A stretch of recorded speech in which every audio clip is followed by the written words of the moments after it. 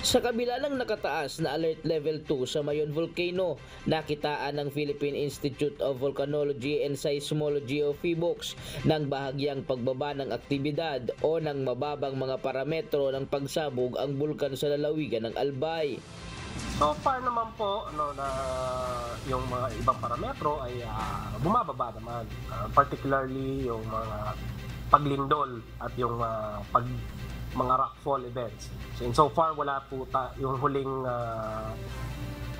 pagbuga ng abo ay nangyari noong December 23, 2023. So far hindi na po nasundan yun. Ang mga parametro na nakikita ng PHIVOLCS ay isa sa mga senyales na maaaring pagbaba ng alert level nito. Ang huling observation natin na ginawa, tingin namin ito medyo humina na talaga, nangyari noong November 23. Ngunit ayon sa PHIVOLCS, bahagyang mataas pa rin ang sulfur dioxide flux na inilalabas nito at mayroon pa ring crater glow na nakikita rito na nangangahulugan na mainit pa rin ang bunganga ng bulkan na base sa mga kriteria ay nasa alert level 2 pa rin. Kaya naman patuloy na pinag-iingat ang ating mga kababayan na nasa 6 km permanent danger zone. Based on our criteria, nasa alert level 2.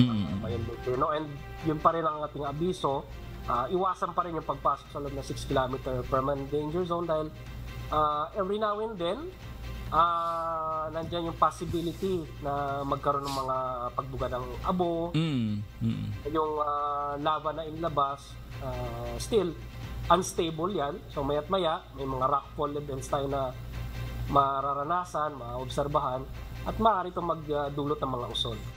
Ang pag-aalburuto ng Bulkang Mayon ay nagsimula noong June 2, 2023 at hanggang ngayon ay hindi pa rin natatapos.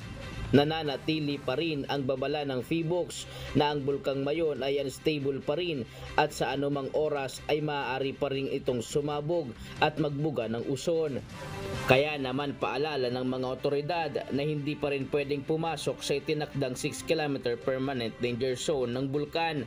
Ayon sa 24-hour monitoring ng PHIVOLCS, kahapon January 10, nakapagtala ng isang rockfall event, 1,523 tonelada ng sulfur dioxide flux at 500 metrong taas ng steam plumes at nakakitaan pa rin ng pamamaga sa dalisdis ng bulkan.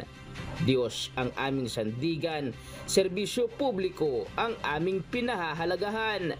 Ryan Salatandol, humahataw!